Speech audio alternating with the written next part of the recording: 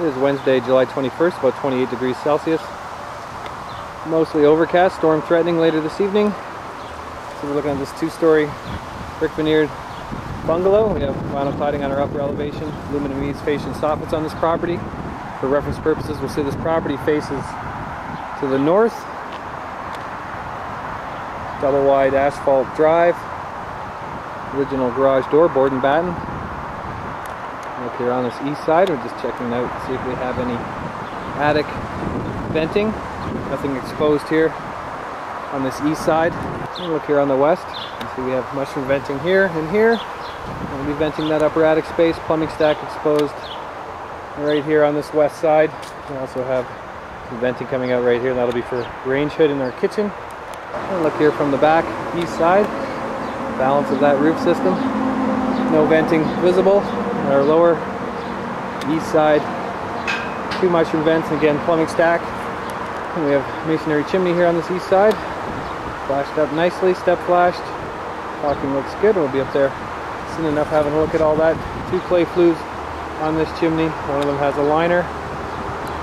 Now we will determine exactly what these are servicing once we're inside the property. We do recommend bird screen and rain cap on that open flue.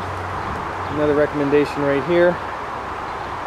An extension 90 degrees and turn that, take that upper eave water directly into lower eave, otherwise you get high erosion in these spillways that we create.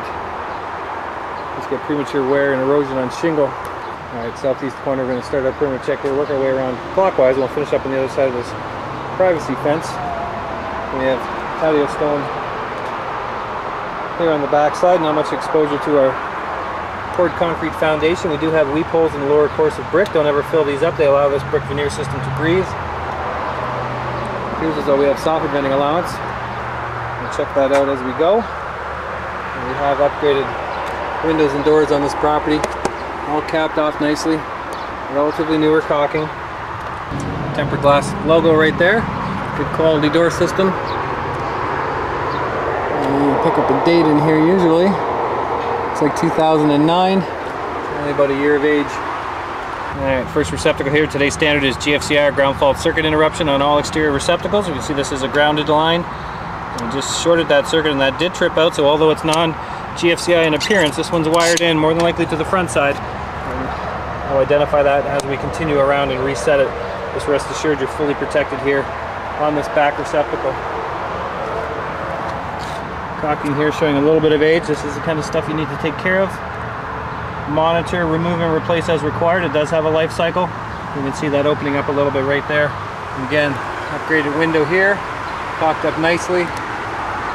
Little open breaches like this, get them sealed up. I already brought one to my attention to the front side. I don't want any bees or insects nesting inside there. And the top side windows again upgraded, all capped over nicely. Caulking looks beautiful. And same with the next window over. No issues here that I can see. All these windows will be tested. Once we're on the inside, nice slope for drainage.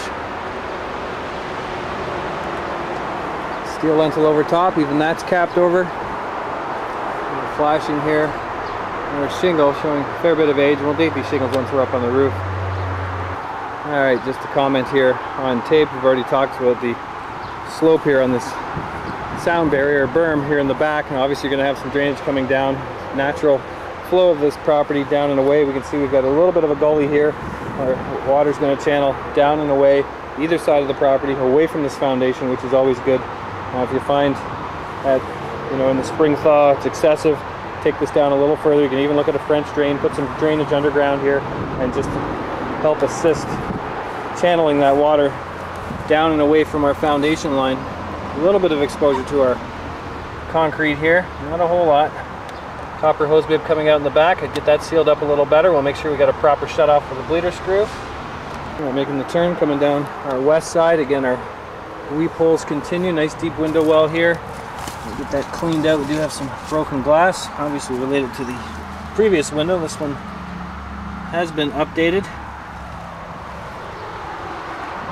A general note here, we got duct tape holding that louver closed on that venting here for our range hood.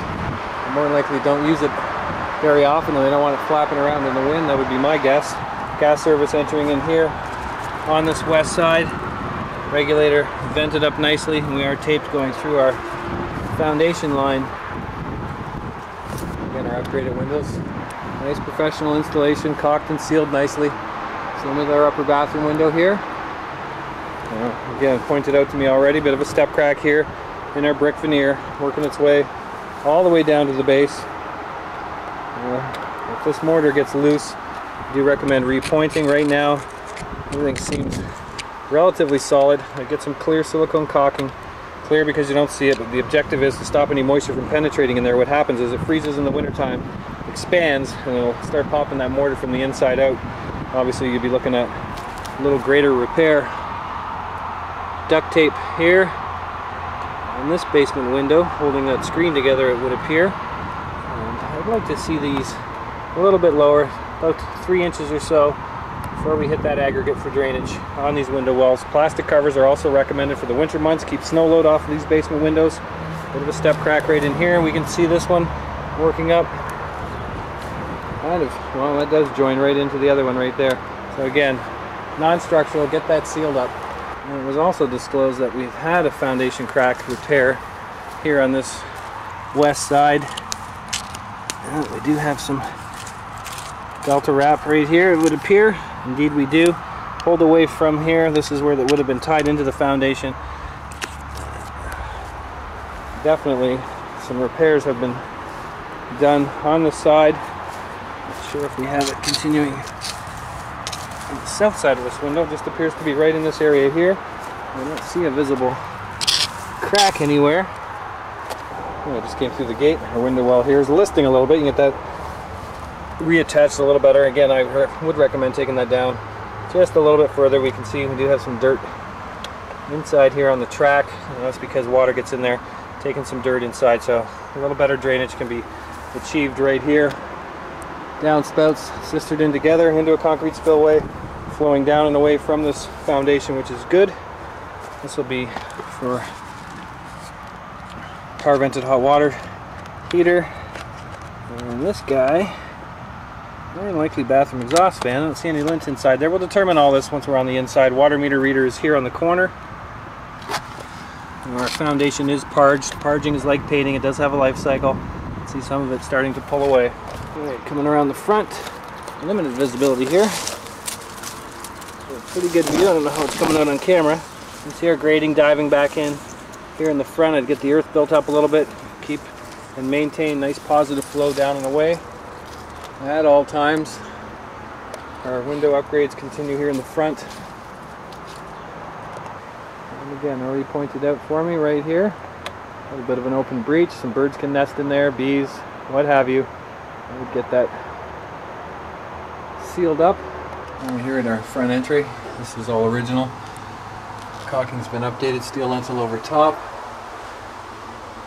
Original door, weather stripping, somewhat aged, however meeting its objective. Safety chains detached here on our storm. Door closer is functioning a-okay. Alright, garage door again, steel lintel over top. A little bit of separation crack in our mortar just starting here on this right side. And coming across, we can see we once had a step crack right in here, and that has since been repointed. You can see right here in the corner, just starting to open up again. And right here with that caulking, get that sealed up. Also a good recommendation. On the base here, get a bead of caulking. What tends to happen here, I see it time and time again, as moisture gets underneath the wood here, wicks up into the lumber, and rots it prematurely. The integrity of the wood here is in pretty good condition. Just a little soft, so you want to prevent that. Keep it painted at all times. The door is already commented on, all original here. It's imperative you keep these all caulked and sealed. Moisture tends to get down inside here, wicks up into these boards, or these panels, sorry. And it'll cause you to get a new door, but from the outside here, this thing's looking pretty good. And again, it'll all be tested once we're on the inside. Top side windows, all upgraded. Nice professional work. Making the turn, coming down the east side. Again, our downspout water booted away, flowing out to the street, exactly what we're looking for. Hydro coming in underground, new smart meter base, 1.25" line. Diving down under grade here, 1.25" indicates 100 amp service. Masonry down the sides looking pretty good, as is our parging on our foundation. Side entry on our garage. This is where our concrete slab on grade would begin right here. Very common to get a little bit of separation, get that sealed up. Again, caulk along the base here, caulk right here. So we got a shut off for that with a bleeder screw. And we won't have any bursting pipe issues in the winter months. Caulking's just starting to show a little age. Don't see any open breach. Well, until we hit about here. And what they've done is put caulking over caulking, and it really doesn't adhere very well, so it's always recommended to remove and replace. Our side entry into our garage, it is single pane glass. We do recommend double side key deadbolts here, otherwise somebody, if they wanted to, could pop through there very quickly and gain access. Okay, we just popped inside of our garage here. I'll have to go downstairs and reset the TFCI we tripped from the back. The entire garage was out as well in the same circuit, and we'll identify that on our panel box a little later. First thing we check for in these garages is carbon monoxide seal to the main body of the house. We can see we were once all drywalled, taped and mudded. However, most of this has since deteriorated. This will all need to be resealed. This is all open breach. In the event that you leave a car running here in this garage, carbon monoxide has got free entry into the upper levels, so all of this will need to be redone. General note here, our garage door opener appears to be original. We found this unplugged.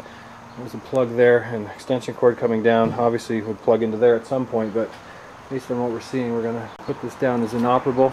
We talked about this door from the outside, and we can see here on the inside definitely some staining where moisture has worked underneath and wicked back up into these panels. Appears as though we have a little bit of surface mold in a couple of these areas. Door sweep obviously showing some damage.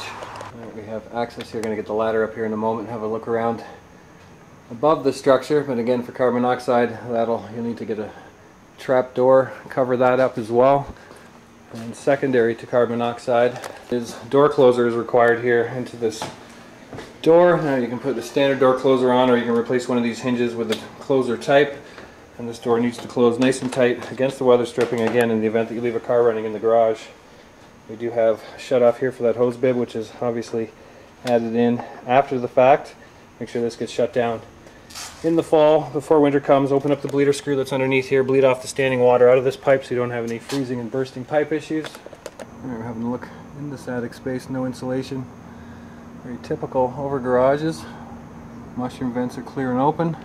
OSB is our decking, combination 2x4 and 2x3 engineered trusses. You can see over the main body of the house our insulation begins there, and there'll be secondary attic access once we head inside. Alright, just looking at this mushroom vent here, obviously have some piping coming all the way up, doing some venting. We do have a two-piece bath there with I believe has an exhaust fan. That's more than likely what it's headed to. Alright, just coming back outside, this is indeed our driver, and we just confirmed we have another vent on the inside of the garage, which is actually capped over. Obviously new cover required here. Steel lintel over our main entry door. This is our laundry room. Double-sided keyed deadbolts recommended here. Again, caulking along the base. Alright, having a look at our AC. It's like 1984, so about 26 years of age. That'll be the date of this property more than likely. 25 amp max breaker. We'll confirm that on our electrical panel box. Air elevated here. Most of our insulation is off of our coolant line. And diving down underground entering the property. Good idea to get that dug out, and actually you can see where it's diving back in right here. Looks like a little bit of damage.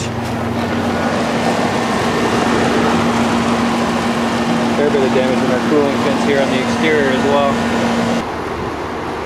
You can see a little mortar separation here in our concrete capping. We'll go topside and have a look at that in a moment. And again, a little separation like this, get them sealed up. Alright, we're just coming topside. Here on the back, no drip edge here. We can see OSB is our decking. Single layer shingle. Fair bit of aggregate here in our eaves. Definitely showing some age. And this is southern exposure.